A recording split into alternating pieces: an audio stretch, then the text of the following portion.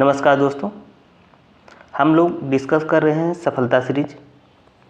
इसमें आज प्रारंभिक शिक्षा के नवीन प्रयास का जो चैप्टर 4 है, इसके क्वेश्चन आंसर डिस्कस कर लेते हैं। आप लोग क्लास को लाइक कर दें, शेयर कर दें और चैनल को सब्सक्राइब करके बेल आइकन दबा दें। पीडीएफ के लिए आप लोग टेलीग्राम ग्रुप ज्वाइन कर लें, जिसका लिंक आपको कमेंट बॉक्स में मिल जाएगा। आइए क्वेश्चन आंसर देखते हैं। पहला क्वेश्चन है, राष्ट्रीय पाठ्यचर्या की रूपरेखा के उत्तम शिक्षक की विशेषताएं बताइए। राष्ट्रीय पाठ्यचर्या की रूपरेखा 2005 के अनुसार उत्तम शिक्षक की विशेषताएं इस प्रकार है। पहला, बाल केंद्रित शिक्षा को बढ़ावा देने वाला शिक्षक होना चाहिए। अगला, शिक्षण में नवीन विधियों का उपयोग करने वाला होना चाहिए शिक्षक। छात्रों को आत्मनिर्भर बनाने वाला होना चाहिए। समावेशी शिक्षा को अपनाने वाला होना चाहिए और विद्यार्थियों की रचनात्मकता और को प्रोत्साहित करने वाला शिक्षक होना चाहिए। ये विशेषताएं होनी चाहिए। आइए अगला देखते हैं। राष्ट्रीय पाठ्यचर्या रूपरेखा का उद्देश्य लिखिए। राष्ट्रीय पाठ्यचर्या रूपरेखा 2005 के उद्देश्य इस प्रकार है। पहला, शिक्षा को बाल केंद्रित बनाना। अगला, छात्रों के सर्वांगीण विकास को प्रोत्साहित करना। अगला, समावेशी शिक्षा को बढ़ावा देना। मूल्यप्रद शिक्षा को बढ़ावा देना। शिक्षकों को प्रेरित करना और उनके कौशलों का विकास करना।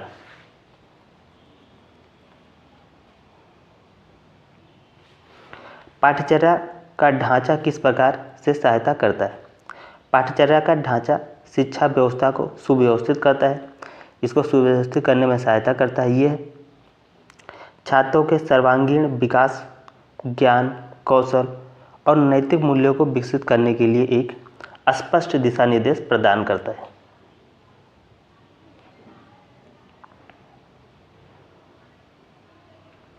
अगला, राष्ट्रीय पाठ्यचर्या रूपरेखा की आवश्यकता किन कारणों से हुई। राष्ट्रीय पाठ्यचर्या रूपरेखा की आवश्यकता निम्नलिखित कारणों से हुई। पहला, 21वीं सदी की शैक्षिक आवश्यकताओं को पूरा करने के लिए, क्योंकि समय के साथ साथ हमारी आवश्यकताएं बदलती जा रही हैं। अगला, संवैधानिक बाध्यता शिक्षा प्रणाली को मजबूत करने के लिए संविधान में बताया गया है कि शिक्षा हमारा फोकस होना चाहिए, शिक्षा पे, एजुकेशन पे। अगला, भारतीय समाज की विविधता को ध्यान में रखते हुए शिक्षा का स्वरूप तय करने के लिए।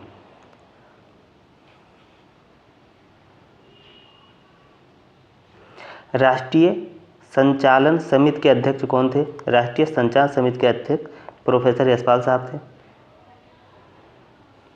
अगला, राष्ट्रीय पाठ्यचर्या की रूपरेखा 2005 के दूसरे अध्याय का शीर्षक क्या था। राष्ट्रीय पाठ्यचर्या की रूपरेखा 2005 के दूसरे अध्याय का शीर्षक था सीखना और ज्ञान।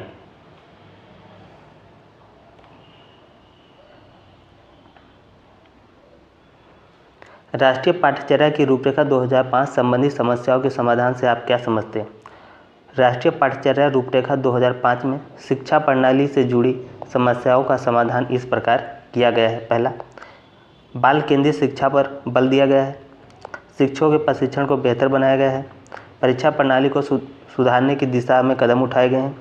व्यावसायिक शिक्षा को महत्व दिया गया है।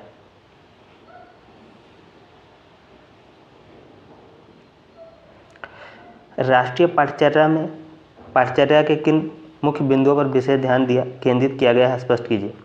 राष्ट्रीय पाठ्यचर्या 2005 में निम्नलिखित बिंदुओं पर विशेष ध्यान दिया गया। पहला, व्यवस्थागत सुधार। अगला, परीक्षा प्रणाली में सुधार। समावेशी शिक्षा, जीवन कौशल आधारित शिक्षा, शिक्षकों की क्षमता में वृद्धि।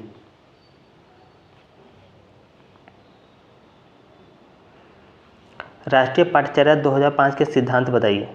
राष्ट्रीय पाठ्यचर्या 2005 के प्रमुख सिद्धांत हैं शिक्षा को बाल केंद्रित बनाना, शिक्षण अधिगम को रुचिकर सरल बनाना, शिक्षकों की भूमिका को मार्गदर्शक के रूप में विकसित करना, मूल्यपरक शिक्षा पर बल देना।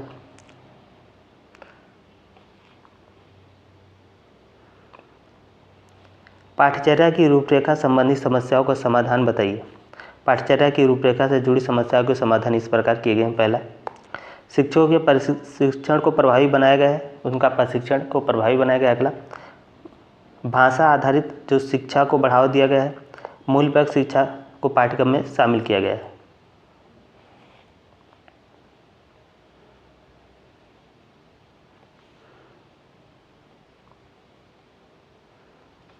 राष्ट्रीय पाठ्यचर्या संरचना शिक्षक शिक्षा के प्रत्यक्ष उद्देश्य का उल्लेख कीजिए।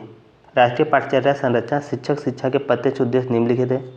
पहला, बाल केंद्रित शिक्षा को बढ़ावा देना। अगला, शिक्षकों को पेशेवर दक्षता में सुधार करना। अगला, छात्रों के सर्वांगीण विकास को सुनिश्चित करना। अगला, सामाजिक अपेक्षाओं को पूरा करने के लिए शिक्षकों को तैयार करना। तो ये रही आपकी क्लास। आप लोग कमेंट करके बताइएगा ये क्लास आपको कैसी लगी।